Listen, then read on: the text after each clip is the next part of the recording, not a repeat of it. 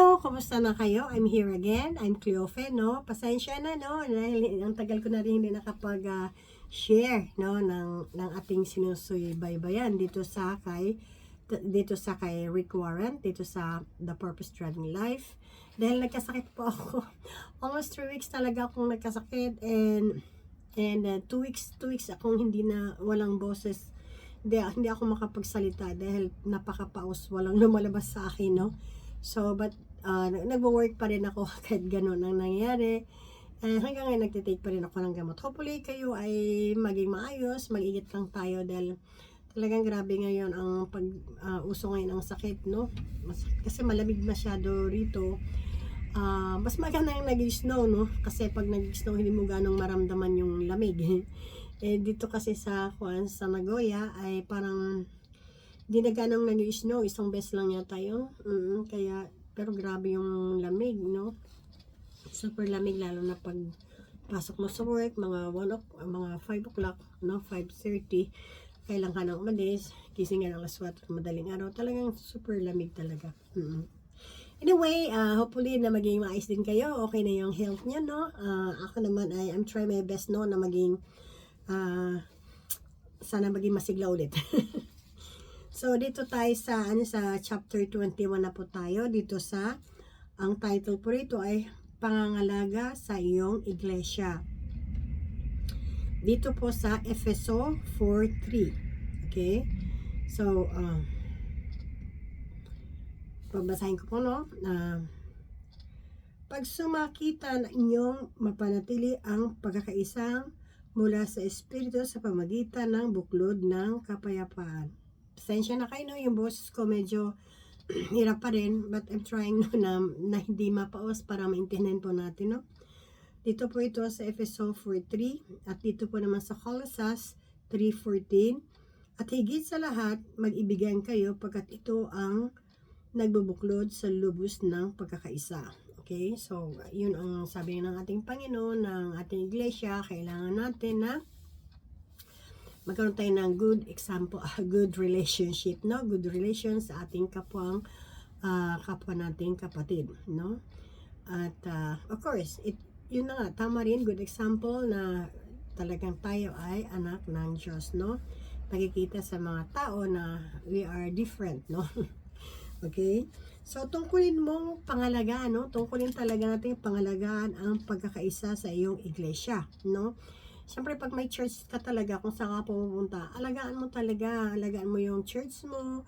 Siyempre, mamahalin mo siya, maging active ka sa church, no? At mag-invite ka sa mga tao, para sa mga kaibigan mo na hindi pa nakakilala sa Panginoon. Yun, at mahalin mo ang church mo, mahalin mo yung kapwa mo, mahalin mo yung pastor mo, mahalin mo lahat dahil yun ang gusto ng ating Panginoon, no? Napakahalaga ang pagkakaisa ng iglesia, kahigit na binigyan ito ng pansin ito sa bagong tipan kaysa sa mga totohanan tungkol sa langit o kaya sa impyerno. Sadyang nais ng Diyos na maranasan nating magkapamilya na maging isa at magkakasundo. Yun sabi dito sa driving dito sa kay Rick Warren, no? Sa book, no? So, tungkulin mong pangalagaan ang pagkakaisa sa iyong iglesia. Tungkulin nating pangalagaan talaga, no? At ito ay napakahalaga ng magkakaisa ng iglesia, higit sa binigyang pansin, no? Binigyan natin ito ng pansin. Bakit kaya? Kasi kung tayong mga nag-church, no? Tayong mga magkapatiran ay naghidwaan, hindi nagpapansinan, nagpaplastikan. So, walang yun, ang mangyari sa iglesia natin ay patay. Parang hindi siya akaroy. Para sa Tagalog, akaroy, no? Hindi mo ma-feel yung Holy Spirit, no? Kasi nag-away-away na kasi. Kailangan talaga natin na pangalagaan ang iglesia, no? Kailangan talaga nating mahalin, no? Kasi yan ang pagtitipon, no? Pagtitipon ng mga kapatiran, no? Pagtipon ng kapatiran or sino pang invite natin para makilala nila ang ating Panginoon. Yun, doon tayo mag-aaral, di ba? So, kailangan talaga, no? Napakahalaga ang pagkaisa ng iglesia kay higit sa binigyan pansin ito, no? Gusto ng Panginoon na magkasundo ito. Gusto ng Panginoon ay niya yung plastikan. Ang bilis to, plastikan. Ayun na plastikan, no? Siyempre, kailangan talaga kung mahal mong sarili mo, mahalin mo rin yung kapwa mo o mahalin mo rin yung iglesia mo, di ba? Dahil yun din yung bahay mo rin kasi yun eh. Yun ang bahay mo. Doon mo na ilabas yung iyong, you're free, no? Lalo pagkasama mo yung mga kapatiran mo, mas maganda talaga na mag-share kay each other, problems or blessings, no? Talagang maramdaman mo yung presensya ng Diyos, no? So, kaya bakit daw gusto, no? Bakit kaya gusto ng Panginoon ang magkasundo ito bilang isa magkapamilya na anak na Diyos ay kailangan talaga natin na ipakita natin sa ating Panginoon na we are mga anak tayo ng Diyos, no? Kaya 'di ba sa iglesia mayroong mga board members, 'di ba? Mga board. Pag minsan every year yata 'yon, marami, no? Nagpili-pili na sila, nagbunot-bunutan na sila, no? Kung sino ang gusto, pwede yung mga kung sino yung ang gaganap, tama yun? Gaganap, no? As sa board member, no? At doon sa loob doon naman sa may mga meeting sila every month, diba? At alam naman natin yan, diba? May mga meeting nila, may mga meeting sila, no? Kung ilagay natin, mga okasyon, no? May okasyon kung paano, mga plans, no? Mga plano, or ilagay natin lalo ngayon, summer, malapit na, no? Yung mga pong the summer camp, ganun, no? Marami talaga, doon talaga nang gagalingan sa nagmi-meeting mga board member, no? Kung sa ikakabuti ng iglesia.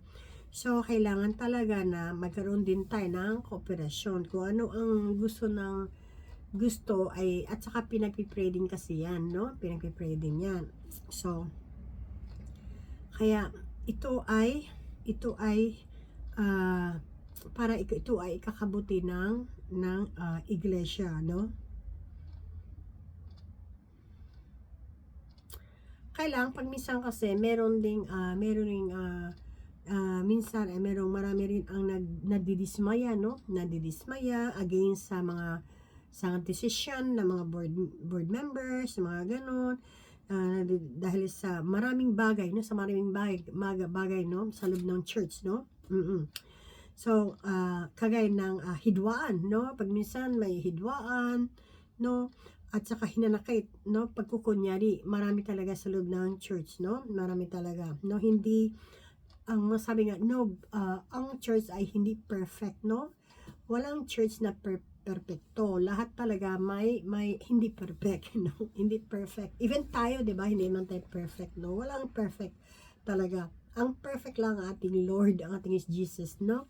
Siya lang talaga kasi ang King of the King, no? Wala siyang kasalanan, wala siyang bahid, siya lang talagang perfect. Pero although kahit na ang church naman ay yan ay simbahan yan tayo nag-aaral ng salita ng Panginoon, hindi pa rin naging perfect yan kasi marami pa rin naghidwa, nagjijismisan, no? Marami pa rin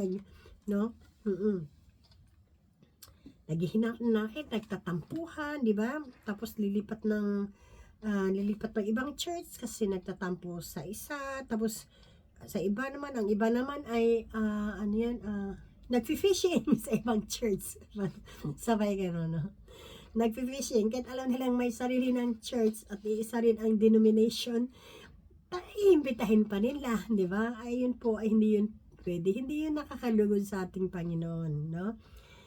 Nangyari na yun sa amin din, no? Kahit na isa naman ang talagang gusto pa nilang kunin. Hindi yun nakakakuan. Hindi tayo nagpaparami ng tao sa church, hindi tayo nagpaparami.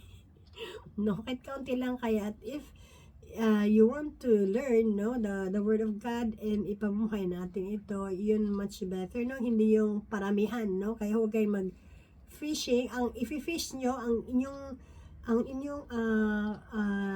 kayong, ano ba yung tawag nun, huwag kayong mag-fish sa isang, sa ibang fish fun, tama ba yun? Oo. Sa iba na, yung ilagay natin, hindi yung mga kulto, di ba? Sabi ko, grabe, no? Pag may nakarinig sa pagagalitan, no? Mga kulto, or hindi sila nakakilala sa Panginoon, dun yun ibigay yung effort, hindi yung nagpi-fish kayo sarili, isa naman ang iglesia, isa naman ang, no, ang turo, no? Ay, sana, ang bato-bato sa langit, at sana nakarinig din naman yung na mag-mature naman yung hindi ito paramihan, kapatid, dahil hindi natutuwa ang Panginoon ng paramihan. Di ba? So iba yung ang topic, no. So yun, pagkukunyari, hidwaan, hinanakit, yung kagaya sa fishing, di ba, isa rin yun, naghihinakitan, dahil yun, nagsisiraan bukas churches dahil sa mga nangyaring mga ganoon, no. Kapabayaan yun, hindi nila inisip na nakakasakit yung ginawa nila, no, kahituran ng pag-iisip, no. Dapat nating tandaan na ang binubuo ng mga taong tunay na makasalanan at kasama tayo, no, dito dahil makasalanan tayo, nagkakasakitan tayo, minsan ay sinadya man siya or hindi sinadya, no. Halip na iwanan ng iglesia, kailangan natin ayusin ang problema, no. Nagkakasakitan, nagkakatampukan na, tapos iwanan na, ayoko na sa church na yan, di ba? Marami ako narinig na gano'n, no. May hindi gano'ng naintindihan. Bakit kaya sila lahat naka-red? Sabi gano'n, no? Ano ba yung kulto? Tapos tanong nga naman, ano ba meron bang event? Meron. Ayun naman pala, yun ang pinag-usapan sa board member. ang kanilang damit nila ay red. Meron ganun talaga. Kasi dun sa inatin na naming church, ganun din, no? Pag pink lahat, parang ganun, no? Gusto nyo magkantaya, Maria Clara ba yun? Barong Tagalog. Yung nagmi-meeting ng ganun. Hindi yung kulto, kapatid, no? So, huwag magchichismisan, no? Huwag magchichismisan, yung gano'n na hindi naman totoo, no? Kaya, instead na nagtatampo tayo, tapos iwanan natin yung ating church, tapos sa ganyan mga bagay, ay dapat huwag natin iwanan yun. Kundi ayusin natin, no? Ayusin natin ang mga problema para magkaroon tayo ng kaluwagan sa ating puso. Kailangan nating ayusin, walang iwanan, no? Oo, kasi syempre, yun na nga, church na nga, yun na nga ang Church of God, di ba? Yan ang simbahan. Diyan nga tayo nag-aaral, yan yung pastor, nag-aaral, nandyan lahat, no? Oo. Kaya sa isa talaga pag may sariling church, kasi pag minsan may problema isang tao, pwedeng mag-sharean, no? Mag-sharean, saka pag hindi naintindihan yung sa Biblia, tuturuan. Kaya talaga, no? Kaya walang iwanan. Huwag na nating iwanan yung mga ganong bagay, no? O kung meron mga sama ng loob, kailangan ayusin natin, no? Ayusin natin at kailangan na as a matured Christian ay kailangan alisin na natin yung mga paano ba yung pagtawag nun? Baby Christians, ganun. Yung madaling ma-discourage, no? Madaling magalit, madaling magtampo. Kailangan you should matured, no? Mag-matured tayo. Kaya ito rin ay isa rin doon na pinagmimitingan sa board, no? Na para maging maayos ang pagsasama, no? Pagsasama o mga problema, no? Kaya kumari ay reconciliation. Tama yun? Reconciliation. Reconciliation. Yun, tama yun, no? No, hindi yun ang dapat. No, hindi pagtakas, ito ang daan tungo sa mas matibay, no? Mas matibay sa karakter, no? Mas matibay na karakter. Kailangan natin na ibaba yung pride natin, no? Ibaba natin ang pride kung paano ba natin ikakabuti ulit ang iglesia, mag-meeting-meeting, magkaroon ng forgiveness, no? Magkaroon ng kapatawaran at magkaroon ng ano yun, na magkaroon ng pagbabago ba yun? Tama yan? Pagbabago, magkaroon ng yun na, reconciliation, no? Yun, nabasa ko ito. Sana tama yun ng ano. Minsan kasi pag inaantok ko, kagabi ko lang ito sinulat, kapatid. Okay, para maging mas matibay ang karakter, para yung ating puso ay lalong tumibay, no? Na lalong lalong tayong magtiwala sa ating Panginoon, no? At lalong mas malalim ang ating pagsasama as malalim as kapatiran, mas malalim ang pagsasama, no? Kaya piliin natin itong magpasigla tayo kaysa pumuna tayo, no? Huwag tayong maging negative, no?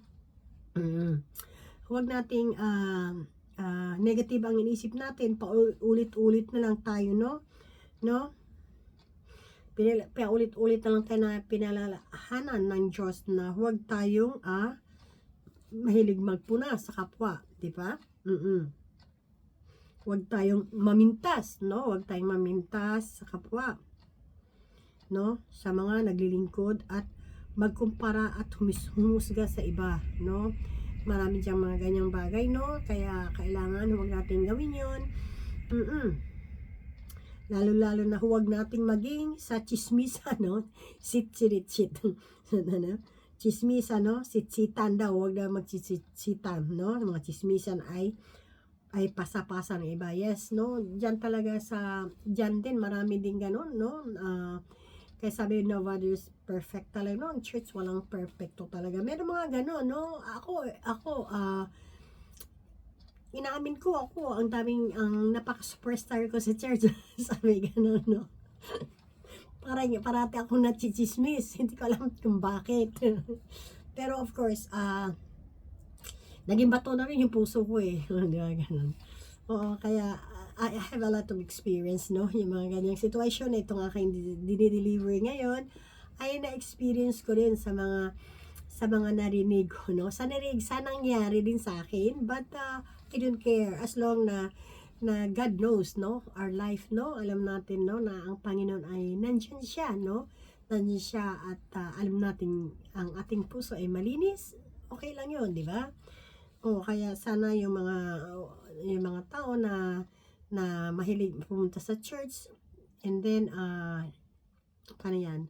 May pumunta sa church because of course gusto nila mag-church kasi they believe in God, no? But meron silang ugali na they're so weak, no? Weak na konting kibot lang namumuna, konting parang they think that they are so perfect, no? Konting kibot lang namumuna, konting kibot lang namimintas, yung mga gano'n, no? May mga tao mga gano'n. So kailangan talaga ipag-pray natin kung meron man dyan na iwas-iwasan na yan para ikakabuti sa iglesia at saka ikabuti din sa sarili mo as a member, no, of church, no, member sa church, no. No, at para maging matibay din ang karakter mo na mas malalim, no, mas malalim ang pangunawa, no, sa mga kapatiran, no, pangunawa sa kapatiran na mag-ibigan, no, mag-ibigan daw tayo, di ba, may songs na gano'n, no. Huwag tayong dapat humusga sa iba. Ako parati akong hinuhusgahan. For now, I'm happy kasi God, nandito pa rin ako dahil ang Panginoon ay nasa akin. Okay? At hindi lang sa akin, sa inyo rin, no? Kailangan kung sino yung ganon, kailangan magising na, no? Meron ding iba, no, na ano yun, na sa church, no? Noon pa yon na yung ilagay natin, halimbawa may problema, pupunta ka dun sa bahay, hindi pwedeng isa ka lang talaga, kailangan dalawa kayo, tatlo na pumunta, ayusin yung problema, no? Oo, merong ganun din, pupunta lang sa bahay kasi merong nagtatampo doon, nagtatampo at ayaw nang mag-church. Pupunta din, bumisita rin. Tapos anong problema? Inaayos din ang problema ang gano'n, no?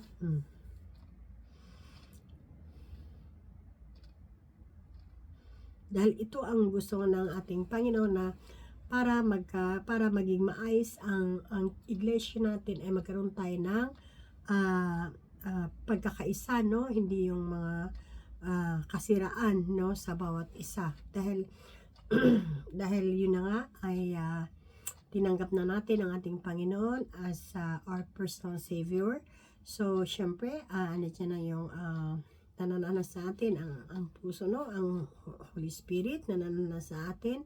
So, lalabas na yung bunga, no? May gawa na tayo. So, kung walang gawa, ganun pa rin, no? Ganun pa rin yung continue pa rin yung mahilig tayong mamuna, mahilig tayong magchismis, mahilig tayong palaway tayo sa church, nandun yung pride, no?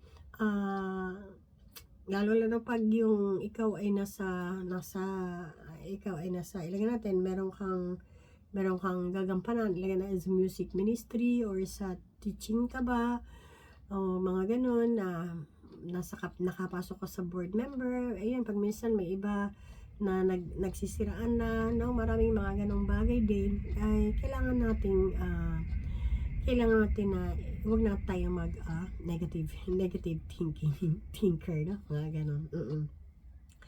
Yan, no, ito yung ang gusto ng ating Panginoon, no, na kailangan magmahalan tayo sa bawat isa. Okay? Buti na lang hindi gaano akong namamaos ngayon, no. So, tapos na po. Sorry, tapos na po. Okay, ang bibitawan kong verse ay dito po sa Ephesians 4:32. Okay, basahin natin dito, no?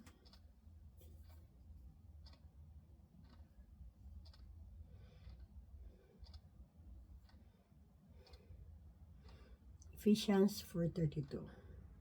Saglit lang ha, madali lang to. Ay na sana.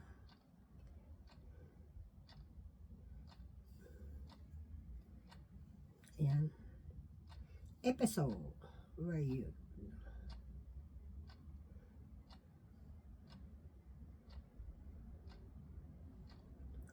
Ay, dito pala. 4:32.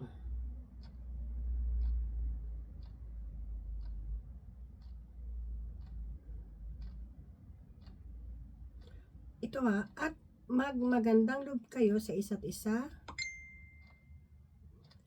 At magmagandang loob kayo sa isa't isa, mga habagin, na mga patawaran kayo sa isa't isa, gaya naman ng papatawad sa inyo ng Diyos kay Kristo. Okay? So, ito nga, dahil sa iglesia natin, kailangan tayo na magmahalan tayo sa bawat isa, no?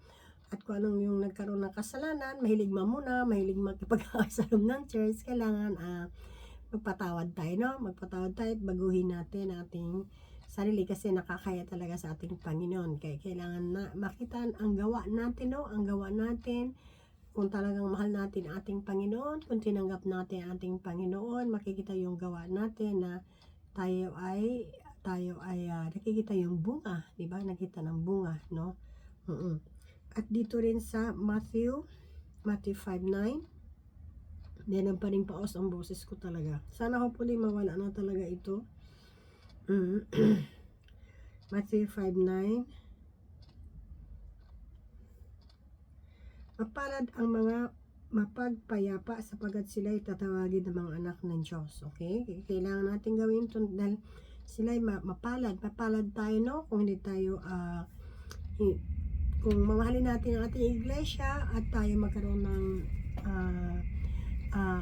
ng pagkakaunawa sa bawat isa, ikakabuti ng iglesia, magkaroon ng pagkakaisa, ay talagang ang Panginoon ay napakasaya ng Panginoon, no? Kakailangan maymayin bang itawag, no? Isipin natin ang ating sarili, ako ba'y talaga ay nagbago na, o ako ba'y minahal ko ba talaga ang iglesia, ikakabuti na iglesia para mag-grow iglesia namin, para dumami kami na para makilala sa Panginoon, no? Isipin natin ang ating sarili, no? At kung hindi natin nagagawa pa rin, at pag minsan andun pa yung inggitan, andun pa yung chismisan, andun pa yung konting kibot, no? Ay siraan, no? May ibang tampuhan, mga ganon. Kailangan talaga na ayusin natin ang ating sarili, no? If we love God, no? Kung mahal talaga natin ating Panginoon, kailangan, no? Kailangan natin na sundin, no? Sundin ang gusto ng ating Panginoon, no? Pasensya na kayo, hindi ko ganong inubos lahat kasi napakalaki siya, napakalaki. Na marami kasi siya, no?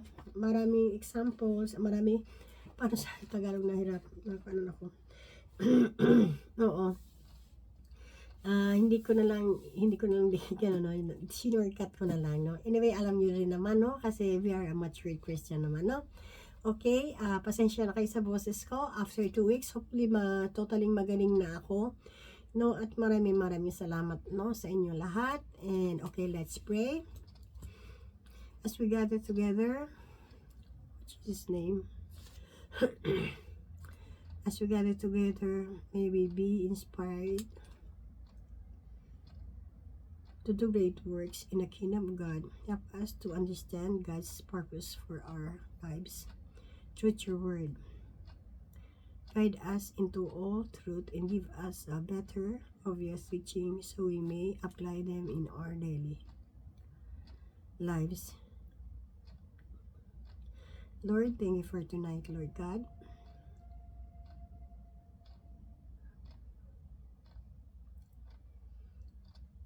In the name of Jesus Christ, we pray. Amen.